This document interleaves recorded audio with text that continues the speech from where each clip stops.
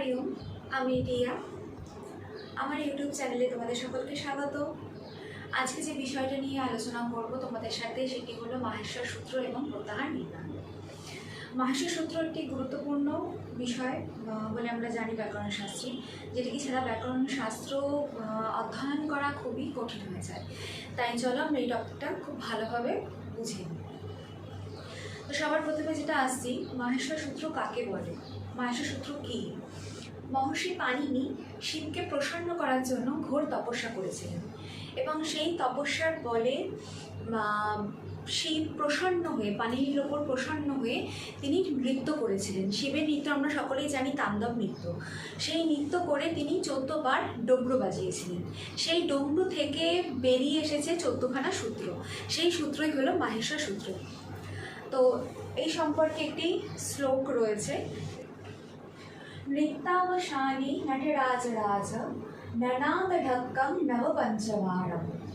মানে নৃত্যাবসানে, নৃত্যের অবসানে, নটরাজরাজকে এখানে শিব, ননাদ ঢক্কং নব পঞ্চবারম, নব পঞ্চবারম এখানে দেখুন নব পঞ্চবারম কি হচ্ছে 9 আর 5, কত হলো 14। নব পঞ্চবারম নৃত্যের অবসানে শিব ঢক্কাম মানে তার ডমরুকে নব পঞ্চবারম মানে 14 বার ননাদ বাজিয়েছিলেন। উদ্ধর্ত কাম সনকাদি সিদ্ধনে তদ বিমর্ষে শিবসূত্র জালম। সনকাদি সিদ্ধ, সনকাদি যে ঋষিরা ছিলেন তারা পাণিনির কাছে অধ্যয়ন করছিলেন। তাদেরকে শিক্ষা দেওয়ার জন্য মহর্ষি পাণিনি শিবের ঘোর তপস্যা করেন এবং 14টি সূত্রকে প্রাপ্ত হন। সেই 14টি সূত্রকে কি বলা হয়? শিবসূত্র জালম, এবং একেই বলা হয় মাহেশ্বর সূত্র। মাহেশ্বর সূত্র কথাটির অর্থ কি? মাহেশ্বরাৎ আগতাৎ, মাহেশ্বরাৎ আগতাৎ, মাহেশ্বরাৎ মানে মাহেশ্বর থেকে আগত যে সূত্র সেটি হলো মাহেশ্বর সূত্র। এবার আসি 14টি মাহেশ্বর সূত্রে। 14টি মাহেশ্বর সূত্র কি? অ এ উর রে ঋক এ ওম আই ঔচ হায়া বরট লন ইয়ামং ননম ঝা ভয় ঘা ঢা ধস যা বা গা ডা দাস খা ফা ছা ঠা থা চা টা তা কাপাই সা সা সার আর হার। এই হলো 14টি মাহেশ্বর সূত্র। এই 14টি সূত্রের একটি সুন্দর ক্রম রয়েছে। ক্রমটি কীরকম? প্রথমে কি অ ই উর রি ঋক এ ওম আই ঔচ। এই 4টি সূত্র নিয়ে, এই 4টি সূত্র হচ্ছে স্বরবর্ণ। আ ই ও রি রি এ ও আই ঔ। এই 4টি সূত্র কি? স্বরবর্ণ, যাকে আমরা কি বলতে পারি? অজ। তাকে আমরা বলতে পারি অজ। অজ কেন বলবো সেটা পরবর্তীতে বলবো। এই পরবর্তী দুটো সূত্র হ ইয়া ব র লা, তার মধ্যে থেকে ইয়া ব র এবং লা এই 4টে কি আছে? অন্তস্থ। এখান থেকে এতটা যদি নিই আমরা, তাহলে কি হচ্ছে? এটা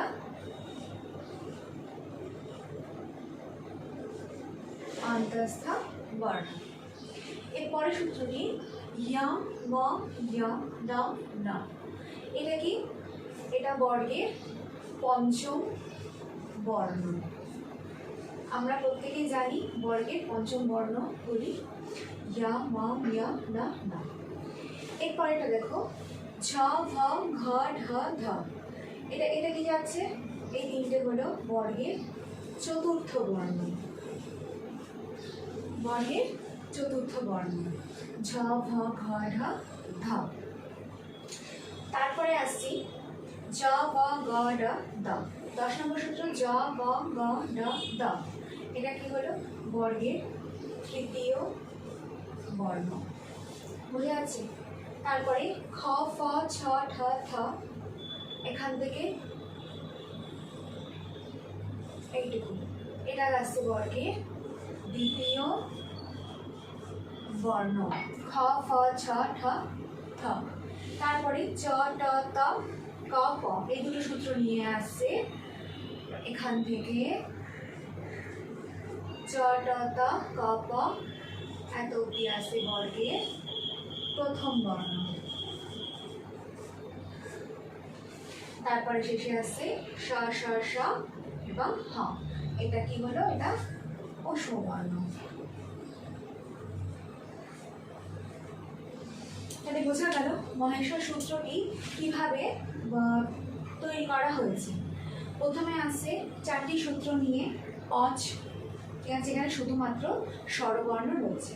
তারপরে হ থেকে ল মানে হল, আমরা যেটা ব্যাকরণ শাস্ত্রে জানি হল, হল বলতে কি বুঝি? ব্যঞ্জন বর্ণ। অজ বলতে কি বুঝি? স্বরবর্ণ। এখানে ঠিক সেই জিনিসটাই বোঝানো হচ্ছে। অজ হচ্ছে সবকটা স্বরবর্ণ, আর এখান থেকে 5 নম্বরে হ থেকে এই ল পর্যন্ত এই হল হলো, এটা পুরোটাকে আমরা বলবো হল। এটাই হচ্ছে প্রত্যাহার নির্ণয়। আশা করছি মহেশ্বর সূত্রটি তোমরা খুব ভালোভাবে বুঝতে পেরেছ। এরপর যেটা আসবো সেটা হচ্ছে আমরা প্রত্যাহার নির্ণয়। কিভাবে আমরা প্রত্যাহার নির্ণয় করব? প্রত্যাহার কি জিনিস? প্রত্যাহার হচ্ছে সূত্রের সংক্ষিপ্তীকরণ। সূত্রকে বড় আকারে না বলে ছোট আকারে বলার জন্য প্রত্যাহার নির্ণয় করতে হয়। যেরকম এখানে আমরা যে অজ বর্ণগুলো পেলাম, সেখানে অজ কথাটির মাধ্যমে আমরা কি বোঝাচ্ছি? স্বরবর্ণ। অজ কথাটির মাধ্যমে কি বোঝাচ্ছি? স্বরবর্ণ। সেটার মধ্যে কি কি বর্ণ আসছে? অ, ই, উ, ঋ, লি, এ, ও, ঐ, অ। এবার এই যে শেষে যে ন, ক, ঞ, চ, এগুলো কোথায় যাচ্ছে? এগুলো ইৎ সংজ্ঞক বর্ণ। এসব অন্তা ইতহ, এই সংজ্ঞক বর্ণ কি? যেটিকে লোপ করতে হয়। এই বর্ণগুলোকে আমরা প্রত্যাহার নির্ণয় করার সময় এর অন্তর্গত করব না। কিরকম? যদি আমি বলি আমি অন প্রত্যাহার নির্ণয় করব, অন প্রত্যাহার যদি আমি বলি, অন প্রত্যাহার নির্ণয় করব, তাহলে কি করতে হবে আমাকে? এখানে যে এই ন, এইটাকে আমরা বাদ দেব। বাদ দিয়ে কি করবো? প্রথমে কি আছে? অ, মানে এই অ, এবং তার মধ্যে দুখানা বর্ণ রয়েছে ই এবং ও। এই 3টে বর্ণই হলো অন সংজ্ঞক বর্ণ, অ, ই এবং ও। এই নটি এখান থেকে ইট হয়ে যাবে। নটিকে আমরা ধরবো না। যদি আমরা নটিকে নাই ধরি বা ককে নাই ধরি, কে না ধরি, তাহলে বর্ণগুলো এখানে প্রয়োজনীয়তা কোথায়? প্রয়োজনীয়তা একটা জায়গায় প্রত্যাহার নির্ণয় করার জন্য।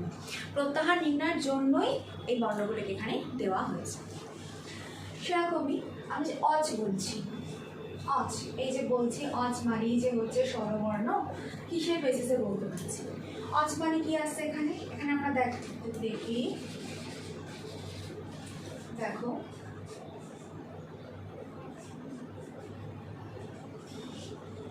এখানে অজ বলতে অ থেকে চ, এখানে আমরা দেখতে পাচ্ছি অ থেকে চ অব্দি অজ আসছে।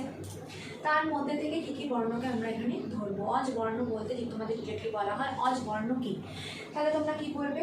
এখানে প্রথমে যাবে চ, এই যে চ, আর এই প্রথম বর্ণ হচ্ছে অ, এই হলো অ। এর মধ্যে যেসব বর্ণগুলো রয়েছে অ থেকে চ এর মধ্যে প্রত্যেকটা বর্ণই এর মধ্যে আসবে, কিন্তু বাদ যাবে কি কি? ন বাদ যাবে, ন বাদ যাবে, ক বাদ যাবে, র বাদ যাবে এবং চ নিজে বাদ যাবে। তাহলে কি কি আসবে এখানে অজ বর্ণের মধ্যে? দেখো অ, ই, উ, ঋ, লি, এ, ও, ওই এবং ও। তাহলে অজের মধ্যে কি কি পেলাম আমরা? প্রত্যেকটি স্বরবর্ণ অ, ই, উ, ঋ, এ, ও, ওই, অ। এই গেল আমাদের অজ প্রত্যাহার।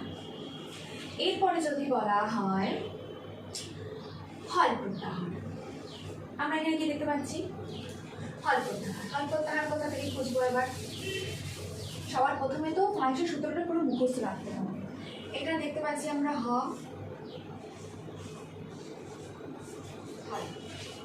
হল প্রত্যাহারের মাধ্যমে আমরা কি কি পাবো? হ, এখানে হ, আর ল। ল কোথায় আছে? এই ল। দেখতে পাচ্ছ এই হ, এই ল। এর মধ্যে যতগুলো বর্ণ রয়েছে সবকটা বর্ণ কিন্তু হল প্রত্যাহারের মধ্যে চলে আসবে। তার মধ্যে থেকে বাদ যাবে কি কি? বাদ যাবে ট, বাদ যাবে ন, ম, য়, স, স, খফা ছঠাথা চ, এখানে মুছে গেছে, খফা ছঠাথা চ, ট, ত, ব। এই গ বাদ যাবে, এখান থেকে ই বাদ যাবে, এখান থেকে র বাদ যাবে, এখান থেকে ল বাদ যাবে। বাদ বাকি প্রত্যেকটা বর্ণই হল প্রত্যাহারের মধ্যে চলে আসবে। হ, ইয়া, বা, রা, লা, ইয়া, মা, ইয়া, না, না, ছা, বাং, খা, ঢা, ধা, যা, বা, গা, ডা, দা, খা, ফা, ছা, ঠা, থা, চা, টা, তা, কা, পা, সা, সা, সা এবং হা। এই সবকটি বর্ণ হয়ে গেল হল প্রত্যাহারের মধ্যে। মানে হল প্রত্যাহার মানে জানলাম কি সবকটি ব্যঞ্জন বর্ণ। আশা করি তোমরা প্রত্যাহার নির্ণয় কীভাবে করা হচ্ছে সেটা বুঝতে পেরেছ। আরও কয়েকটা যদি প্রত্যাহারের কথা বলা হয়, যদি বলে নি যম প্রত্যাহার, যম প্রত্যাহার, তাহলে আমরা কীভাবে যম প্রত্যাহার নির্ণয় করব? এখানে দেখো তোমরা 7 নম্বর সূত্রটির মধ্যে দেখতে পাচ্ছ ইয়া, মা, ইয়া, না, না, দেখতে পাচ্ছ? ইয়া, মা, ইয়া, না, না। এটা এখানে আছে ইয়া এবং ম, এই গেল ইয়া, এই হলো ম। তাহলে আমরা কি করব? এই ইট সংযোগ বর্ণটিকে আমরা এখান থেকে বাদ দেব। বাদ দিয়ে কি আসবে? ইয়া থেকে শুরু করে ময়ের আগে পর্যন্ত প্রত্যেকটি বর্ণ ইয়ম প্রত্যাহারের মধ্যে চলে আসবে। ইয়া, মা, ইয়া, না, না, এই হলো ইয়ম প্রত্যাহার। ইয়া, মা, ইয়া, না এবং না। আশা করি জায়গাটা বুঝতে পেরেছ। এরপর যদি বলি ঝাস প্রত্যাহার, এবার বলছি আমি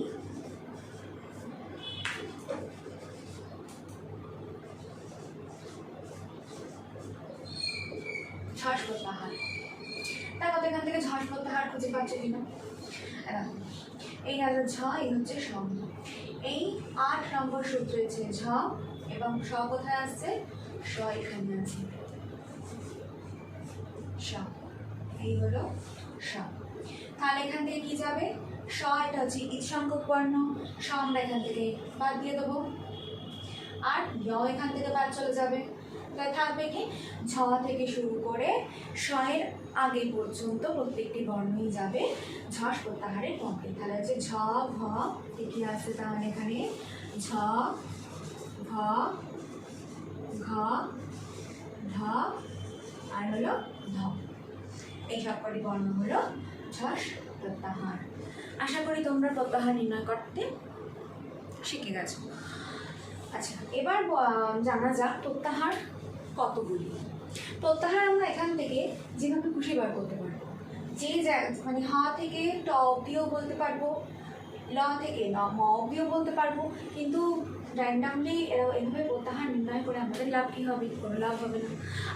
আমরা যে পাণিনি সূত্র পাঠ করছি সেই সূত্রে যে প্রত্যাহারগুলো আমাদের প্রয়োজন আমরা সেগুলোই জানবো, তার বাইরে আমাদের প্রত্যাহার নির্ণয় করার কোনো প্রয়োজন নেই। সেজন্য ব্যাকরণ শাস্ত্রে 42টা প্রত্যাহারের কথা বলা হয়েছে। কটা প্রত্যাহারের কথা বলা হয়েছে? 42টা। 42 প্রত্যাহার, 42টা প্রত্যাহারের কথা বলা হয়েছে। তাহলে এবার দেখে নিই 42টা প্রত্যাহার কী কী।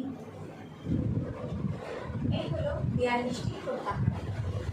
42টি প্রত্যাহার কী হচ্ছে? অ, অজ, অট, অন, অন, অন দুবার আছে, অ, ই, উর, এখান থেকে একটা অন পাচ্ছি, আরেকটি অন পাচ্ছি, লন যে সূত্রটি আছে সেই সূত্রে যে লাস্টে ন রয়েছে, অ থেকে ন পর্যন্ত সেই অন। তাই এখানে আমাদের দুটো অন আসছে। এরপর আছে অং, অল, অস, ইক, ইচ, ইন, অং, ওইচ, খয়, খড়, ইয়ং, চর, চর, ছক, যশ, ছয়, ছড়, ছল, ছস, ছস, বস, বস, নয়, ইয়ায়, ইয়ার, ইয়াম, ইয়ায়, ইয়ার, রল, বল, বস, ষড়, শল, হল এবং হস। এই হলো 42টি প্রত্যাহার। তোমরা এটা লিখে নাও, পুরোটা লিখে এখান থেকে নিজেরা পার করবে প্রত্যেকটা প্রত্যাহারের মধ্যে কী কী বর্ণ পাওয়া যাচ্ছে। এই করে তোমরা প্র্যাকটিস করবে, তাহলে দেখবে পুরো প্রত্যাহার নির্ণয় করতে শিখে গেছে। আর কোনো অসুবিধা নেই। আশা করি আজকে মাহেশ্বর সূত্র এবং প্রত্যাহার কীভাবে নির্ণয় করতে হয় তোমরা ভালোভাবে বুঝতে পেরেছো। আজকের এই ক্লাসটি এই পর্যন্ত। অন্য কোনো টপিক নিয়ে আসবো।